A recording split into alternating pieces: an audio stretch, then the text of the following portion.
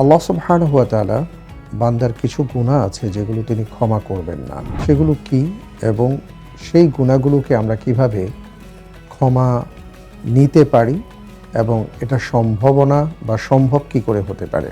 আসলে আমাদের মাঝে অনেকের একটা বিশ্বাস কাজ করে, ধারণা কাজ করে। সেটা হলো আমরা অনেকেই মনে করি যে আগে যা করেছি, মানুষের হক নষ্ট করেছি, মানুষকে কষ্ট দিয়েছি। সুতরাং রমজান মাস এসছে, আমি এখন রমজানে ঠিক মতন রোজা রাখবো ভালো করে ইফতার করব, সাহারি করব, তারাবির নামাজ পড়ব, কিয়ামুল লাইল করব।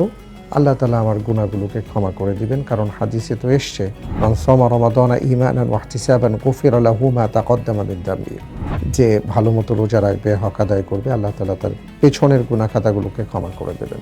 আসলে এই হাদিসে যেটা আসছে সেটা হলো যে আমাদের জীবনের পিছনে যে সকল সাগীরা গুনাহগুলো আছে সেগুলো আল্লাহ তাআলা ক্ষমা করে দিবেন, কিন্তু কাবীরা গুনাহ বা বড় গুনাহগুলো যদি আমরা ক্ষমা পেতে চাই, ক্ষমা নিতে চাই, তাহলে আমাদেরকে যেটা করতে হবে সেটা হলো আমি যেই গুনাহ যেভাবে করেছি সেইভাবে আমাকে তওবা করতে হবে। Jugantor super fresh drinking water রমজানের আলোর সম্পূর্ণ পর্ব দেখুন যুগান্তর ডিজিটালে।